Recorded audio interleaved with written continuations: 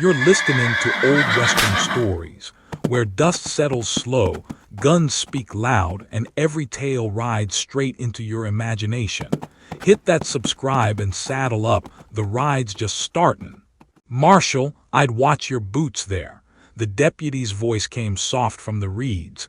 Ground falls away quicker than it looks. Elias Cooper stopped where he was, the faint squelch under his heel going still. You already slid once, Nate, he asked.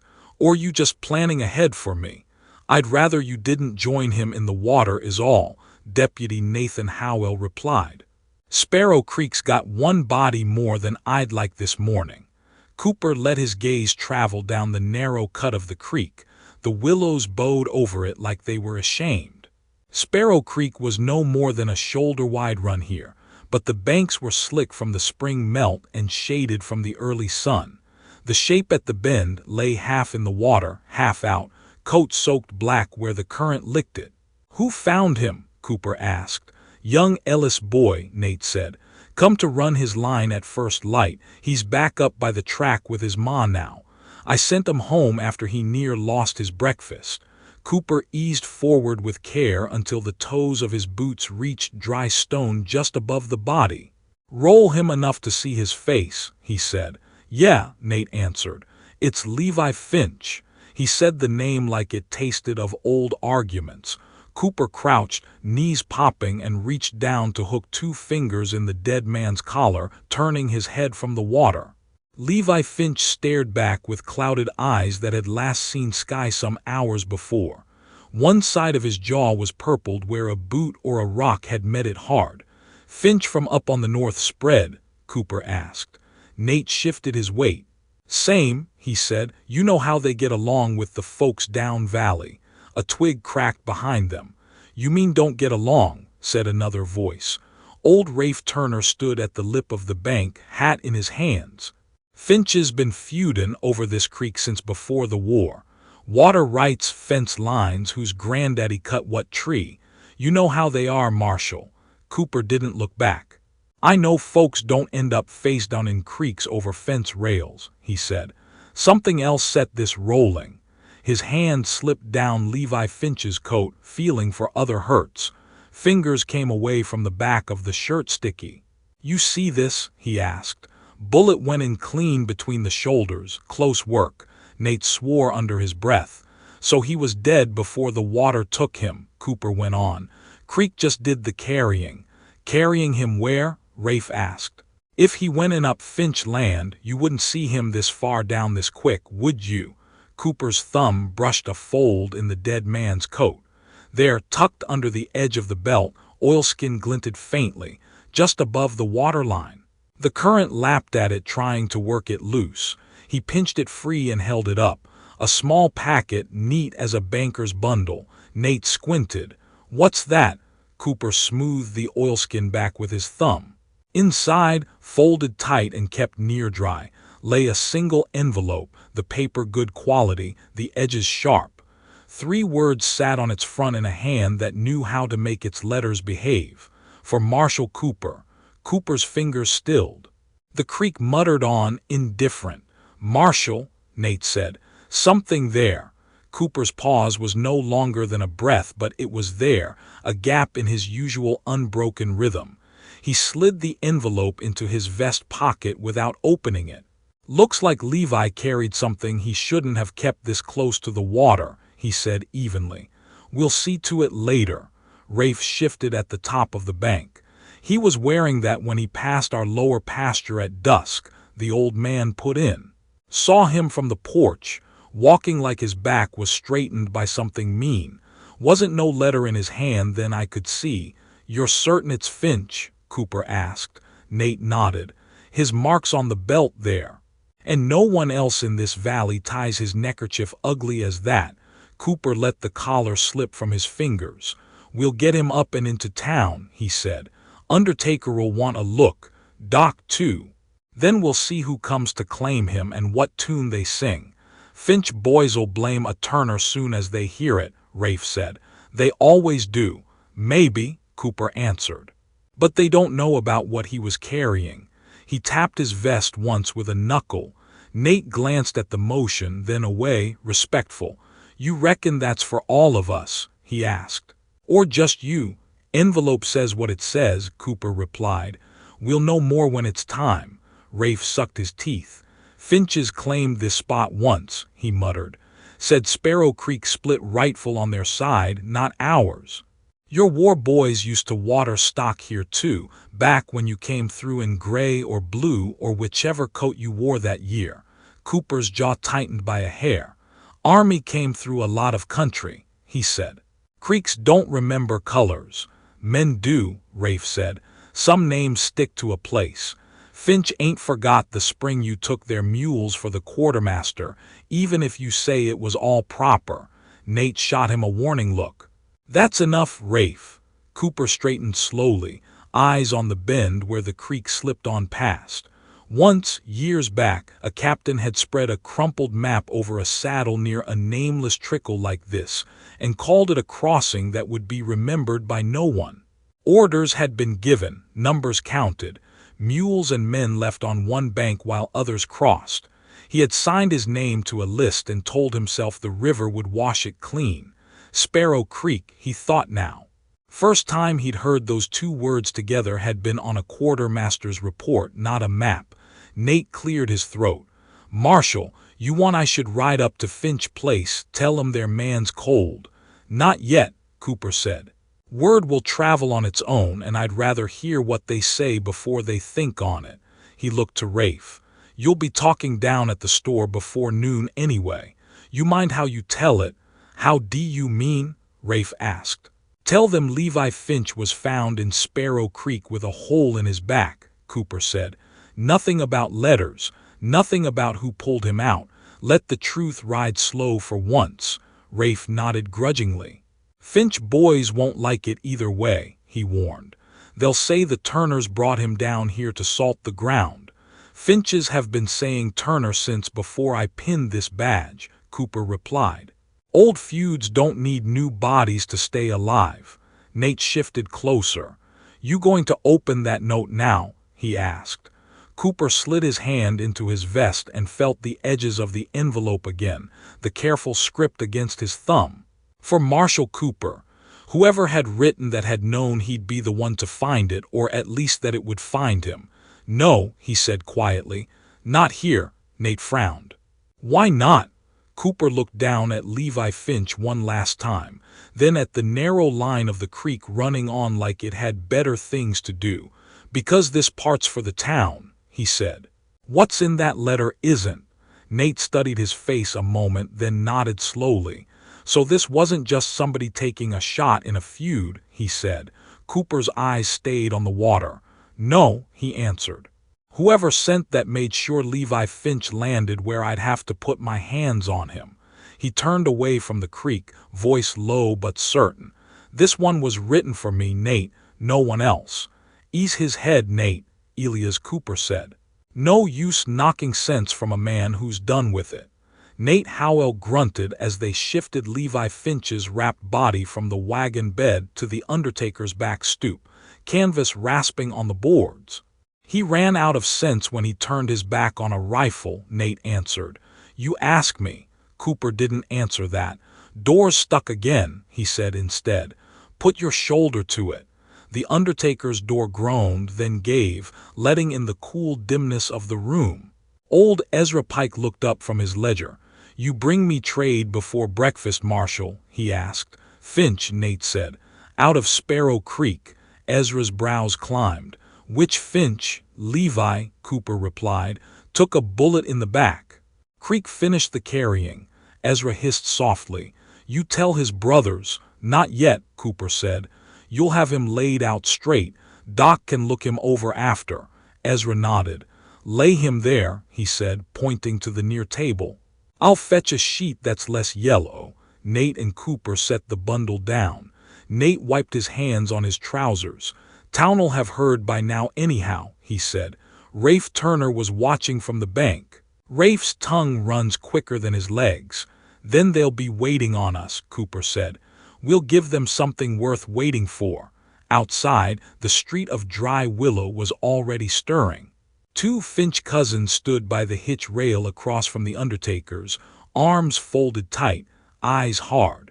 A pair of Turner farmhands loitered near the general store, watching them back. A murmur ran between them like a small creek under ice. "Marshal," called Jade Finch, the older cousin. "You got my kin in there." Cooper stepped down off the stoop, dust squeaking under his boot. "Levi's inside," he said. "I'll speak with you when Doc has had a look." Jade took a step forward. "I don't need a sawbones to tell me he's dead," he snapped. "I need to know which Turner put him in the water." One of the Turner hands spat. "Might be he slipped chasing someone else's cattle," he said. "Finch has been cutting our fence these 3 months.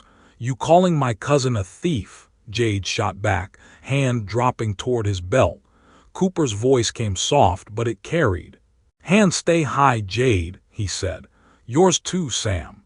Any man draws steel on my street before I say so spends the next week looking at my jail wall."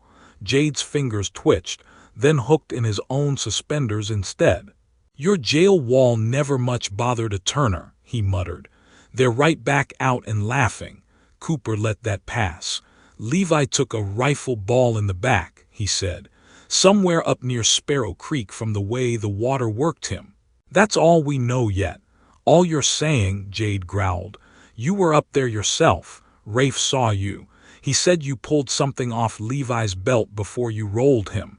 Nate shifted, glancing at Cooper. Cooper's hand brushed his vest where the letter lay, light as a thought. "He had papers on him," Cooper said. "You'll hear what's fit to share when I'm done with them." Jade's eyes narrowed. "Papers," he said. "Funny time for Levi to start writing." One of the Turner boys laughed once sharp. "Maybe he finally learned his letters." Jade wheeled toward him, but Cooper stepped between without hurry. "Enough," he said. "Feuds been riding this town long enough without you feeding it at sunup." From the porch of the Mercantile, old Mrs. Halpern spoke up. "Wasn't so long ago you were the one marching men past Sparrow Creek, Marshal," she said. "Back when that uniform sat different on your shoulders. Some of us remember that too." The street quieted a notch. Cooper didn't look her way, but his jaw worked once. "War brought a lot of strangers through this valley," he said. "Levi didn't die for that today." "You sure?" Jade asked. "Some crosses don't get pulled up with the tents." Nate cleared his throat. "Marshal, you want I should walk up to Finch Place now?" he asked. "Before they hear worse than the truth." "You'll go," Cooper said. "You'll tell them Levi was found dead in Sparrow Creek with a hole in his back. You'll tell them I'm looking into it. You won't tell them more. And if they ask who you think did it," Nate pressed. Cooper's thumb rubbed once along the edge of the letter in his pocket. "I think someone wanted him found where I'd have to carry him in," he said. "That's all I think out loud." A boy of 12 lingered near the pump, eyes big. "Pa says Sparrow Creek used to be just the crossing when the army come through," he piped up. "Says some officer wrote it different after mules went missing." His mother hushed him, tugging his sleeve. Cooper's gaze touched the boy, then slid away. "Your pa should save his stories for his own table," he said mildly. Mrs. Halpern sniffed. "Stories don't stay on one table," she said. "Not when men write letters after so many years gone by." Nate shot her a look. "You seen a letter?" he asked. "No," she said. "But I seen the way a man carries himself when paper in his pocket weighs more than his gun." Her eyes were on Cooper. "You're walking like that today, Marshal." Cooper said nothing. The silence itself answered. Jade huffed. "Maybe Levi was just in the wrong place," he said. "Wrong Turner watching, wrong time of day. That's enough to get a man killed, feud like this." "A wrong place doesn't tuck my name under his belt," Cooper replied. "Nor does a Turner shoot clean between his shoulders and send him floating down to where I ride patrol." Jade stared at him. "So this ain't about our fences," he said slowly. "Not first. Fences might have given someone cover," Cooper said. "But this shot was picked with care." He stepped down off the boardwalk, voice low. "Levi Finch died to draw a line I'd have to follow." Nate fell in beside him as he turned toward the office. "You think that letter says his name?" he asked. "Levi's letter was written before he hit the water," Cooper said. "Before whoever pulled the trigger stepped away. War taught me one thing: men who send words ahead of bullets usually have a longer memory than a cow thief." Nate folded that away. "You going to read it now?" he asked. Cooper touched his vest again, then glanced back up the street at the way folks watched him instead of each other. "No," he said, "not in front of all this looking." Jade called after him, voice rough. "Marshal, this ain't just more Finch and Turner trouble, is it?" Cooper stopped, just for a heartbeat, and answered over his shoulder. "No," he said, "Finch and Turner's the noise. Whoever did this was talking to me." "You sure you want that door open while you read, Marshal?" Nate Howell asked. "Street's already leaning on its toes." Elias Cooper didn't look up from the envelope on his desk. "Door stays open," he said. "If this town's going to watch me, they can do it honest." Nate shifted his hat from one hand to the other. "Letter's not going to get lighter while you stare at it," he added. Cooper's thumb slid along the edge once more, then he broke the seal and unfolded the single sheet inside. Ink sat tight and dark on the page, the hand as neat as the address had been. The first line was plain: "Lieutenant Elias Cooper, Sparrow Creek Crossing, April 17. He let his eyes take in the next few words: 12 mules, 16 men left on the far bank. Then he folded the paper back over on itself and set it face down. "You going to tell me what it says?" Nate asked quietly. "It knows my rank from 20 years ago," Cooper said. "And the day a quartermaster wrote Sparrow Creek on a report instead of that nameless crossing south of Willow Springs. That's enough for now." Nate whistled under his breath. "So whoever penned it rode where you rode," he said, "or walked behind you cleaning up. They knew where to find Levi Finch yesterday," Cooper replied, "and they knew I'd be the one to drag him out. That narrows it more than any uniform." A shape filled the office doorway, blocking a slice of morning light. "You still answer to Cooper?" the newcomer asked. He was lean, gray at the temples, trailed dust on his coat, and a scar tugging one corner of his mouth down. Cooper's gaze traveled over him slow. "If you're looking for the marshal," he said, "you found him." The man nodded once. "Name's Harlan Price," he said. "Rode scout once, long ways east of here. Thought I recognized the way you stand." Nate bristled. "You got business, Mr. Price?" "Maybe," Price answered. His eyes flicked to the paper under Cooper's hand. "I saw you pull that envelope out your vest when you stepped inside. War boys getting mail this far on." Cooper tapped one finger on the folded sheet. "This one came by way of Levi Finch's belt," he said. "And he won't be answering any more of it." Price's brows ticked up. "Finch," he said. "The one they pulled from Sparrow Creek." Nate's eyes narrowed. "News runs quick for a man who just rolled in." Price shrugged. "I was at the pump when Rafe couldn't hold his tongue," he said. "He talked about feuds and fences." His gaze went back to Cooper. "Didn't say a word about letters that remember Lieutenant's stripes." Nate glanced between them. "You know him from somewhere, Mr. Price?" he asked. "I know the sound of his name when a colonel shouted it across a riverbank once," Price said. "And I know there weren't many Coopers signing off on mules and men in the same breath that year. Paper travels." Cooper's jaw worked once. "Whatever you think you know about that year," he said, "this town doesn't need it shouted in the street." "Street already smells blood," Price replied. "You got Finch kin and Turner hands near coming to blows outside your door." As if to prove him right, a shout cracked from the boardwalk. "You calling my brother a coward, Turner?" The word brother hit a note that carried. Cooper pushed back his chair and stepped past Price, Nate at his heel. Outside, Jade Finch and his younger brother Cal stood nose to nose with Sam Turner and a red-haired cousin, fists balled. "Man shot in the back is a coward or a fool," Sam said. "Maybe both." Cal lunged, catching Sam by the shirt. Wood creaked under the strain. Cooper's voice came level. "That's enough." They stilled, but their eyes stayed locked. He called Levi a coward, Cal spat. Said he ran from a fair fight. I said he didn't see what was coming, Sam retorted. You talk so loud about Turner bullets, maybe you're trying to drown out some other name. Nate stepped between them, palms out. You heard the marshal, he said. Holster your mouths before you have to holster your guns. Jade's gaze slid to Cooper. You got anything more to say than enough, Marshal? He asked. You were up at that creek. You read whatever Levi had on him. You know if this was about us or something else. The paper in Cooper's pocket felt heavier than the badge on his chest. I know Levi didn't fall in on his own, he said. And I know the man who put a hole in his back took time to tuck my name against him before he pushed him in. Sam snorted. That don't sound like Turner work, he said. We don't write letters to warn men. Nor Finch, Jade growled. We don't aim that careful. We shoot who's in front of us. That's your trouble, Harlan Price said from the doorway. You keep thinking this is about fence lines. Jade turned, taking in the stranger. And who are you to step in this? He demanded. Just a man passed through another spring once, Price said. Watched a lieutenant sign off on leaving men standing on a bad bank because numbers on a page said so.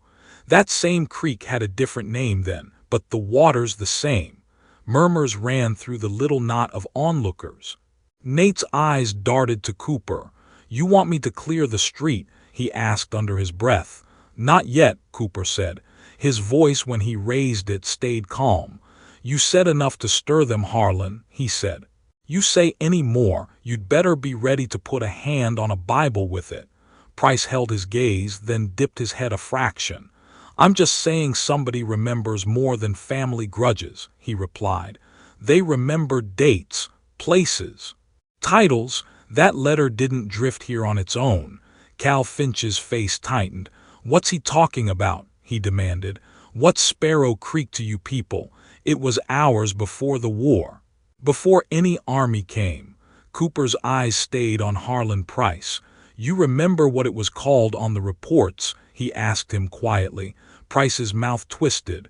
Crossing B-17, he said. Then Sparrow Creek after a quartermaster fancied it up. You signed that requisition, Cooper. I saw your name on the copy when they cut my scouting pay to cover your mules. That drew a low sound from the crowd. Jade looked from Price to Cooper. So that's it, he said slowly. Whoever killed Levi is chewing on some old army grudge with your name on it, and we're just the nearest rocks to throw. Whoever killed Levi used your feud for cover, Cooper said. If you spill blood in this street now, you're doing his work for him. Sam Turner spat into the dust. And what are you doing, Marshal? He asked. Chasing ghosts in envelopes. Cooper reached into his vest and brought the folded letter out just enough for the street to see it, not enough for them to read. I'm listening, he said. This writes about a day I haven't spoken of in 20 years. Writer knew where I'd stand and when. That means he's not a ghost. He's close and he's watching. Price's eyes tracked the paper like it was a snake. Men who write like that don't stop at one note, he said. They push. Like how? Nate asked. Price's gaze went past Cooper to the gathered faces, the Finches, the Turners, the storekeeper, the boy by the pump.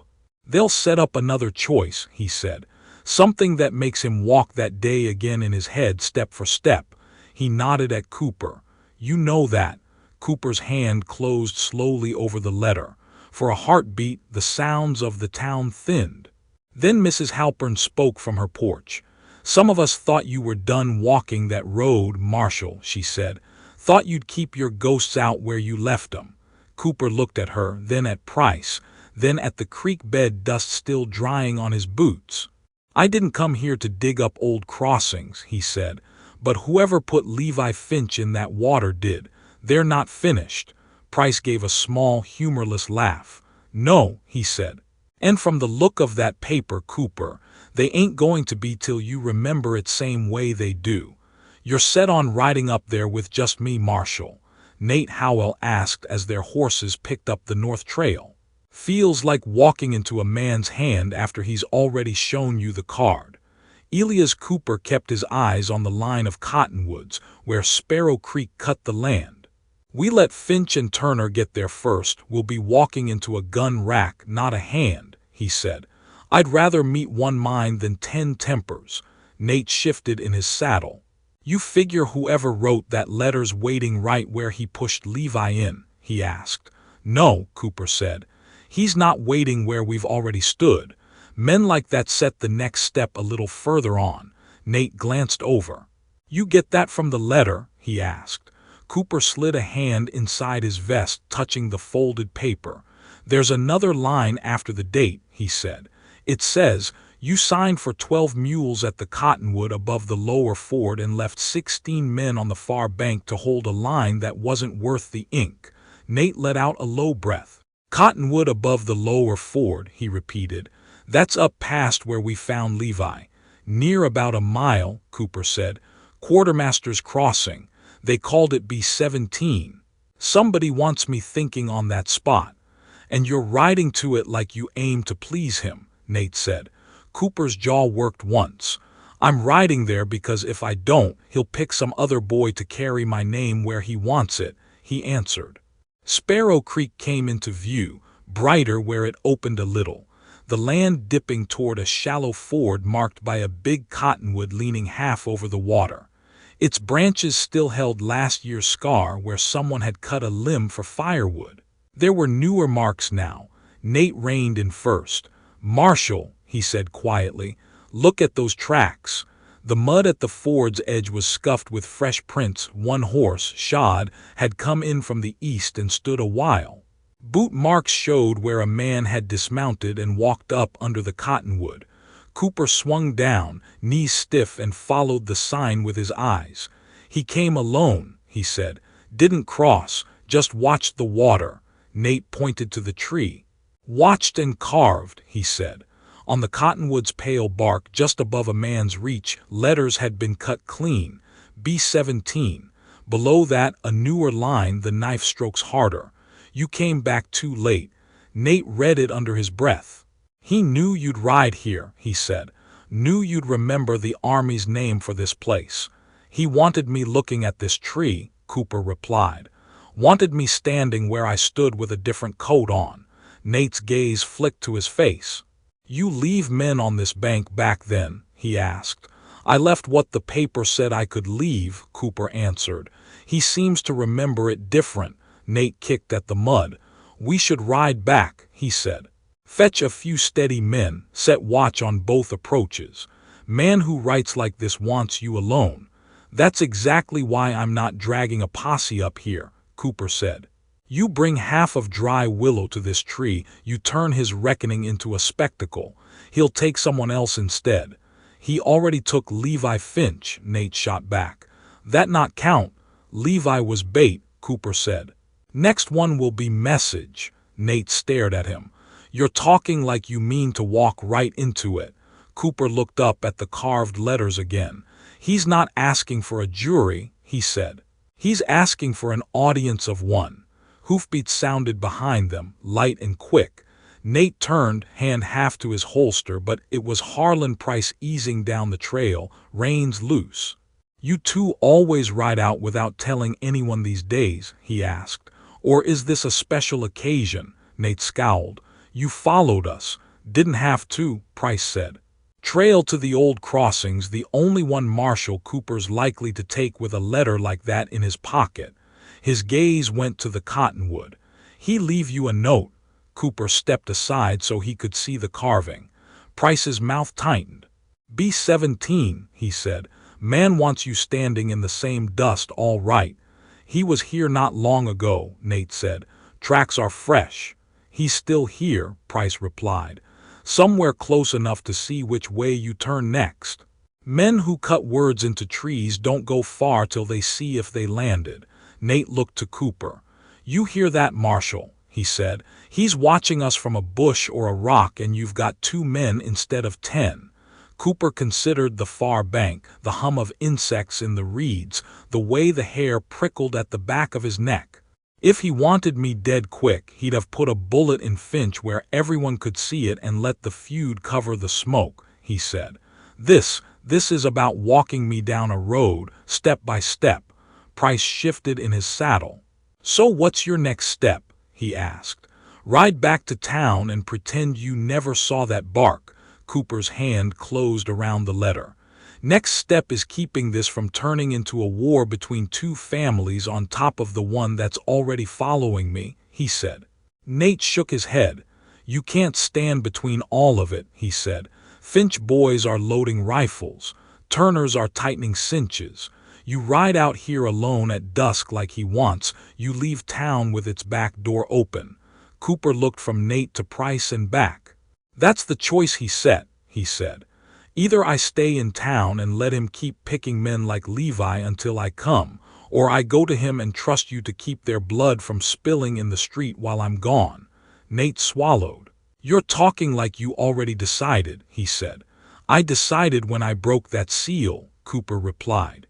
He took the letter out, unfolded it halfway, and held it where both men could see the first lines and no more. He writes like a man counting debts, he said. He knows dates, numbers, the way the river ran that spring. That's not a Turner hand, not Finch. That's someone who stood wet to the waist on this bank once and watched me ride away. Price's voice was steady. You ride to meet him on his ground, you might not ride back, he said. You stay away, he'll find another creek to throw bodies in. Cooper folded the letter again, slipping it back into his vest. Then the only ground that ends this is the one he's already marked, he said. Nate blew out a breath. What do you want from me then? He asked. You go back to town, Cooper said. You sit on Finch and Turner both. Anyone reaches for a rifle, you remind them Levi's death ain't theirs to answer yet. And if they don't listen, Nate asked. Cooper's mouth twitched in something not quite a smile. Then you tell them this, he said. I'll be standing at Sparrow Creek when the light leaves the water, and whatever's been riding this town will be standing there with me. You picked the hour, a voice said from the far bank. Same as last time. Elias Cooper stood at the edge of Sparrow Creek, where the water thinned to glass and the light slid off it. You wrote it into the letter, he answered. Cottonwood at the lower ford, evening. Hard to mistake. Harlan Price stepped out from behind the leaning tree, hat in his hand, rifle nowhere in sight, a holstered pistol sitting easy at his hip. Some things want doing in daylight, he said. This don't. Cooper's eyes moved once over the bank, no other horses, no extra sign. You come alone, he asked. Same as you, Price said. That was the point. Cooper nodded once. Then we say what we came to say. Price looked down at the water, where it folded over itself like a tired animal. Last time we stood near this run, he said, there were men on both sides and mules screaming between. Cooper's hand rested near his belt, nowhere near his gun. Last time there was a colonel with a map and a quartermaster with a list, he said. You wrote both their orders on that paper in my pocket. Price's mouth pulled sideways. I wrote what they told me, he said. You signed it. 12 mules for the far bank, 16 men to hold the mud you left them on. You remember their faces, Marshal. Cooper's gaze did not flinch. Not all 16, he said. Some of them were just boys who never spoke above, yes, sir. I remember the line of them better than their names. I remember too, Price said quietly. Caleb Price and Jonah Finch, my brother and Levi's father. Standing shin-deep in brown water, watching you ride away with those mules and the dry side under your horses. Cooper's jaw worked once. River rose faster than the reports allowed, he said. The order said we had no hours to spare. The order said the animals matter more than the men, Price snapped. You could have tore the page and taken them all across. Cooper shook his head once. I could have disobeyed and hanged for it later, he said, or been stripped of rank, left with no way to pull anyone out of anything again. I chose to keep a badge on my coat, and left 16 men staring at your back, Price said. My brother among them, Finch's father. The flood took that bank in the night. You think on that when you sign for fresh stock. I think on it when I knock on a door with bad news, Cooper replied. And when I pin this badge each morning, you wrote that day down in ink. I've carried it in my hand since, Price snorted. Carrying it quiet doesn't make it lighter, he said. That's why Levi had to die. Cooper's gaze sharpened. Why him? He asked. Levi never wore a uniform. He wore the name, Price answered. Finch. Boy grew up hearing how the army left his pa in the mud to keep a ledger straight. He drank on it, fought on it, but he never came for you. None of them did. They made me the only one that remembered clean. Cooper's voice stayed low. So you shot him in the back, he said. Used your brother's grief to float my name down to town. I used his stubbornness, Price said. Levi wouldn't listen when I told him to leave the Turner's fence alone that morning. He was heading to Sparrow Creek anyway, full of talk. I walked behind him, same as I did that day behind you. Only this time I decided who fell. Cooper's eyes did not leave his. You wrote my name, tucked it at his belt, and put him in the water, he said. So I'd have to lift him like I never lifted your brother. You left Caleb for the river, Price said. I left Levi for you. Silence held for a moment, just the sound of the creek and a bird winging low. You could have come to town and spoken plain, Cooper said. Could have said, Cooper, you left my kin on the wrong side of a bad decision. I would have heard you. Men hear different when blood's in front of them, Price answered. I wanted you to walk every step, the creek, the cottonwood, the name cut in the bark. Wanted you to feel the order in your hand again. Cooper's thumb brushed the letter through his vest. You got what you wanted, he said. I remember it all. Date, number, the sound the river made. That enough to pay Levi Finch. Price's eyes were tired, not wild. Levi was never going to grow past that story, he said. He'd have put a Turner in the ground sooner or later. Maybe a Halpern boy, maybe one of your own deputies. I picked his ending and used it. You talk like that makes it less a killing, Cooper said. It makes it mine instead of his, Price replied. You've been carrying what my brother died under. Now you know how it sits on someone else. Cooper was quiet a long moment. When he spoke, his voice was flat and steady. I signed an order that weighed lives against mules, he said. I won't call it right. I won't beg you to bless it. But I have stood between men and worse things since because of the coat that came with that ink. Price's gaze flicked to the badge. You think that buys you clear? He asked. No, Cooper said. It just means I don't get to put down the weight when someone comes around trying to even the books by killing unarmed men in my county. Price's hand dropped toward his holster, slow. You drew the first line, he said. I'm just finishing it. Cooper didn't move. I'm standing here, he said. No one else in reach of your grief. If you mean to aim at the man who signed that page, you look him in the eye and take your chance. But you're done using other men's backs to carry it. Price's fingers rested on the worn grip. For a heartbeat, the only sound was Sparrow Creek sliding past. You going to stop me? He asked. If you draw on me, yes, Cooper said. Not for the page, for Levi.